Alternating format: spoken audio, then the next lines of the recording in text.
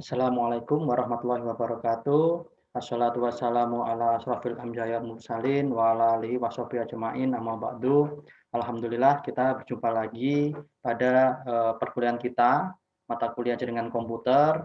Kali ini kita akan belajar pada data link layer ya, OSI layer 2. Jadi setelah kemarin kita mempelajari berbagai media transmisi, sekarang kita akan belajar bagaimana data itu dikirimkan. Ya, bagaimana data itu dikirimkan. Nah, ini kita mulai masuk ke inti dari jaringan komputer itu sendiri. Jadi, mohon diperhatikan baik-baik ya. Saya akan berusaha menjelaskan pelan-pelan dengan ada beberapa contoh nanti untuk memudahkan pemahaman Anda. Baik, saya tampilkan materinya ya. Oke. Nah, saat ini kita akan belajar pada OSI layer 2, yaitu data link layer. Nah, pada OSI layer 2 ini, dia memiliki dua sublayer, ya, dua sublayer, itu yang dinamakan dengan Logical Link Control atau LLC, dan satunya lagi adalah Media Access Control atau MEMAC, atau kita sebutkan MAC nanti ya. Nah, tugasnya atau layanan yang diberikan oleh si OSI layer 2 ini, itu pembentukan frame, ya, frame paket data yang kita akan sebut nanti dengan namanya PDU, paket data unit. Kemudian dia juga bertugas untuk mengatur jalannya data, ya. Nah, di sini nanti ada error detection dan error correction, ada mekanismenya. Jadi bagaimana agar data yang rusak itu bisa terdeteksi atau bahkan bisa dikoreksi, ya. Oke.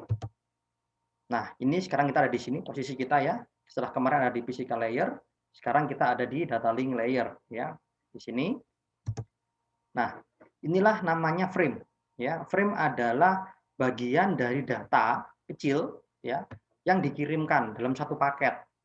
Nah, frame di sini ini kita sebut dengan protokol data unit atau disingkat dengan PDU ya. Nah, ingat pada materi sebelumnya kita sudah belajar ada namanya MTU ya, Maximum Transmission Unit. Nah, apakah MTU itu? MTU adalah ukuran dari PDU. Jadi ukuran maksimal dari paket data unit yang akan dikirimkan. Isinya apa? Ada preamble. Preamble ini awal dari paket data, penanda dari paket itu dimulai. Kemudian di sini yang pasti ada destination address, ada alamat tujuan. Nah, karena kita masih ada di layer 2, kita belum mengenal IP di sini. Kita belum mengenal IP address, kita hanya mengenal namanya MAC address nanti ya. Yang kita bahas selanjutnya. Kemudian dari mana data-data itu berasal. Jadi ini persis seperti ketika Anda mau mengirim paket. Anda kan harus mengisi paket ini tujuannya kemana, kepada siapa, dan dari mana, dari siapa paket ini berasal. Seperti itu.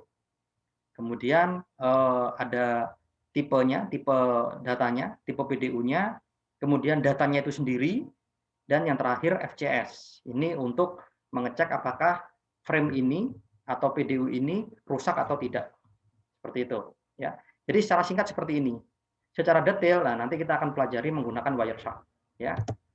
Oke, nah pada LLC ini dia tugasnya adalah multiplexing protocol transmitted over the MAC layer. Multiplexing itu artinya dia akan menggabungkan beberapa data ya menjadi satu ya pada media transmisi yang sama. Jadi nanti analoginya seperti ini. Kita punya data kemarin masih ingat ya, ada file namanya slip ya, slip away kalau nggak salah kemarin MP3. Nah itu kemarin dipotong-potong karena MTU-nya cuma 1,8 kilo, akhirnya kemarin jadi 1229 kalau nggak salah ya. Ada 1229 paket. Nah, 1229 paket itu tidak dikirim semua secara bersamaan.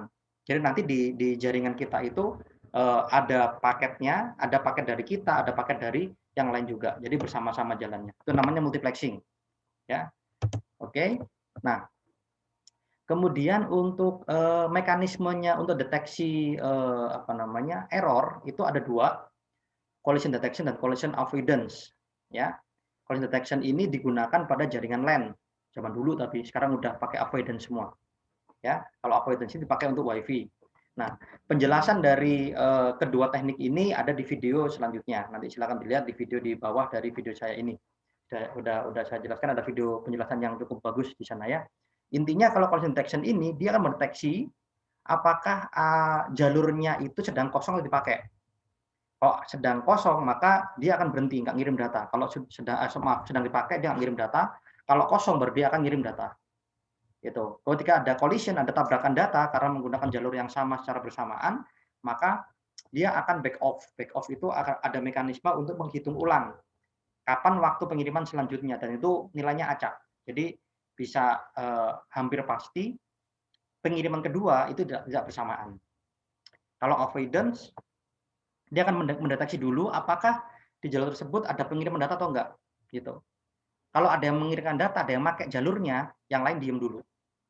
Kalau sepi, maka di sini ada mekanisme namanya RTS, request to send. Dia akan ngomong dulu ke pusatnya. Dalam hal ini kalau di wireless ada namanya access point, ya. Dia akan ngomong access point, aku mau ngirim data, boleh apa enggak? Nanti access point-nya menjawab. Namanya paketnya RTS, CTS, clear to send. Ya. Jadi klien mengirimkan paket namanya request to send. Kalau memang jalurnya oke, si access point-nya akan mengirimkan paket namanya clear to send. Baru proses pengiriman data akan dilakukan. Nah, ketika ada satu klien yang mengirim data, maka klien yang lain akan berhenti. Ya, nggak mengirimkan data. Itu untuk menghindari collision, tabrakan paket data. Token passing sudah kita bahas sebelumnya pada topologi ring ya. Jadi yang mengirimkan data itu yang yang punya token, yang nggak punya token nggak boleh mengirimkan data. Nah, seperti itu. Kalau demand priority ini tergantung request-nya. Yang paling banyak request-nya itu yang dapat prioritas duluan ngirim data. Jadi misalnya nih, ini gambarannya kita punya beberapa server ya. Saat ini misalnya kita punya servernya Ciakat, kita punya servernya e-learning, kita punya servernya misalnya websitenya UIN misalnya ya.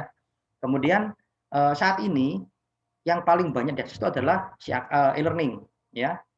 Nah, maka traffic dari server e-learning itu akan dapat prioritas. Jadi ketika ada request yang bersamaan untuk mendapatkan data dari e-learning dan dari Ciakat, maka yang duluan adalah dari e-learning karena lebih banyak demand-nya yang membutuhkan itu. Nah, cuman mekanisme ini kurang optimal karena bisa jadi kebutuhan itu akan berubah ya. Misalnya kalau pagi lebih banyak yang ke Ciakat, kalau malam lebih banyak e-learning. Itu kalau hari kerja. Kalau nggak hari kerja beda lagi. Nah, itu. Nah, nanti kita bisa belajar lebih lanjut ini berbagai mekanisme data flow control. Baik, kita akan fokus ke MAC ya, media access control ya. Jadi MAC ini tujuannya tugasnya adalah berinteraksi dengan media transmisi. Ya, media transmisi.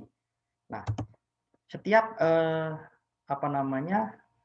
network card kita ya, setiap network card kita itu memiliki kode ya. Kodenya ini disebut dengan MAC address ya. Nah, ini dia di hardcode ditanamkan di ditanamkan di network card kita, baik itu wireless maupun LAN card. Baik, akan saya tunjukkan.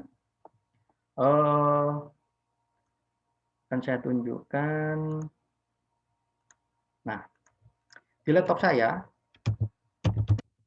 untuk menampilkan network card saya, itu perintahnya ipconfig garis miring all ya. Nah, di sini bisa kita lihat bahwa saya memiliki dua network card, yang satu wireless, yang satu adalah Ethernet, LAN card ya, seperti laptop pada umumnya. Wireless saya itu dia mereknya katanya Atheros ya. Ini physical address ya, inilah adalah MAC address dari wireless card saya. Kemudian untuk LAN card saya itu mereknya terdeteksi Qualcomm ya, dan MAC address-nya adalah sekian.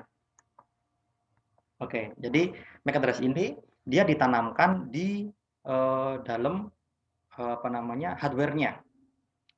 Nah, pertanyaannya, Pak, apakah itu bisa diubah? Nah, ini ya, apakah bisa diubah? Nah, kalau diubah nggak bisa, ya, tapi bisa ditutup, gitu ya. Nah, nanti ini akan kita pelajari lebih lanjut di mata kuliah keamanan jaringan nanti, insya Allah bersama saya juga, gitu ya.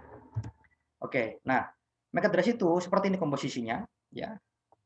Jadi ada dua bagian, ya. 6 digit awal ini menggunakan heksadesimal ya.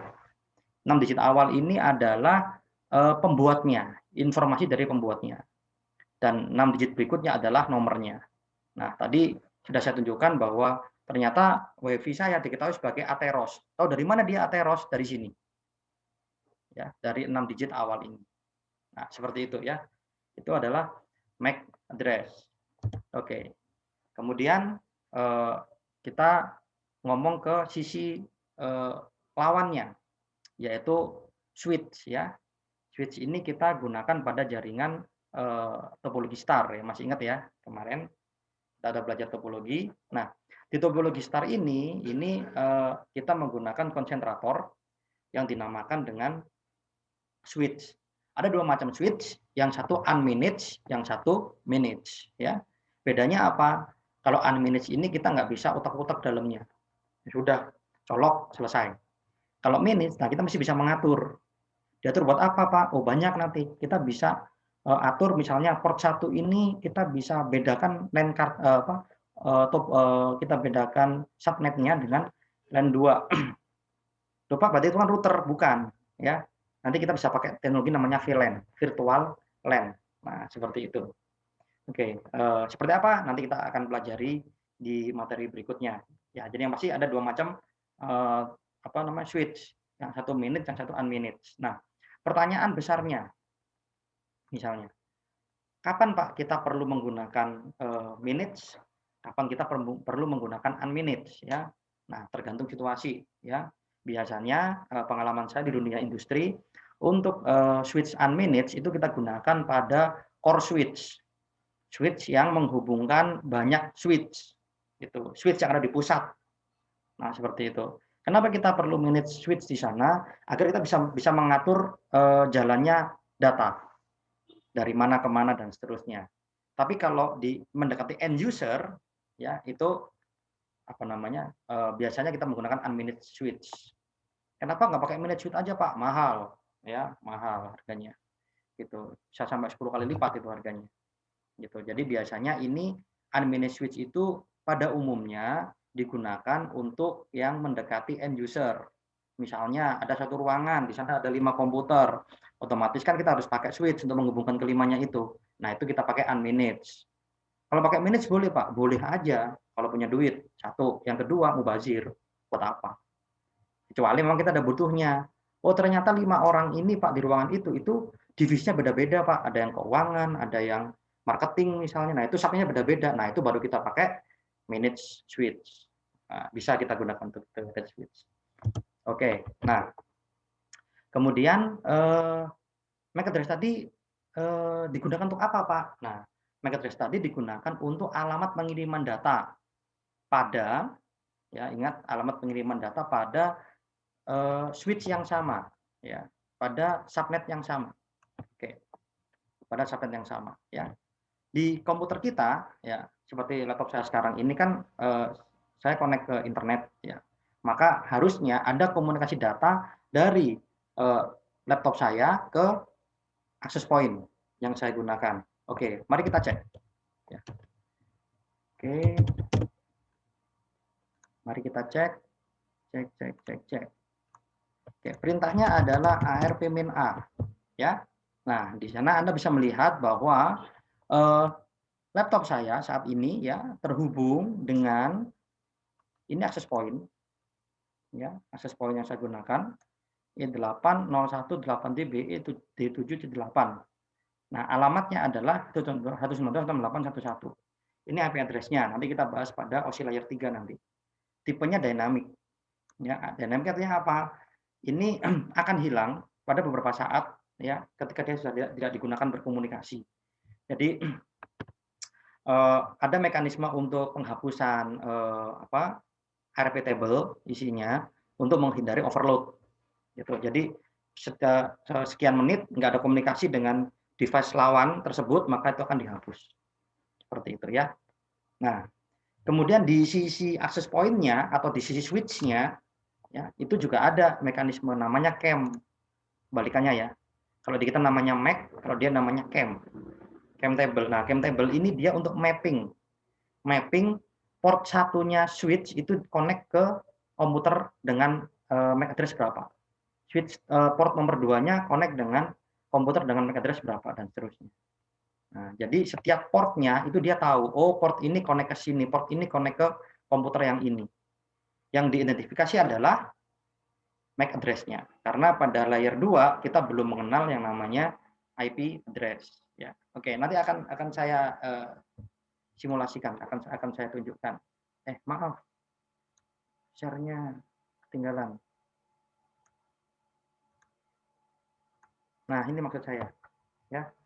Jadi di switch ini di port 1 dia connect, dia tahu dia terhubung ke MAC address berapa. Di switch nomor 2 dia akan terhubung ke MAC address berapa. Nah, ini penting karena nanti akan digunakan untuk pengiriman data, ya, pengiriman data. Oke. Nah, seperti ini, ya, contohnya. Ya. Di sini ada 2 komputer, ada 2 device. Oke, saya sedikit. Ada 2 device yang akan mengirimkan data, ya. Nah, dari device pertama, ya, dia akan mengirimkan data. Di sini ada destination MAC, ada source MAC, ada source IP dan destination IP. Ya, ini yang biru ini destination ini adalah miliknya komputer tujuan, yang source ini miliknya komputer pengirim. Ya, kemudian tipenya dia TCP. Nah, di layer 2 kita dapat informasi bahwa MAC address dari komputer pengirim, destination tujuan adalah 0800 0222 222. Itu tujuannya. Pengirimnya 0800 0222 0111. Maaf, terbalik. Ya, ini destination-nya, ini source-nya. Oke, jadi ada alamat pengirim, ada alamat pengerima. Persis seperti Anda mengirimkan paket. Oke. Nah, sekarang kita akan simulasikan, ya. Oke. Untuk video penjelasan saya cukupkan sampai di sini. Selanjutnya kita akan lihat pada video simulasi.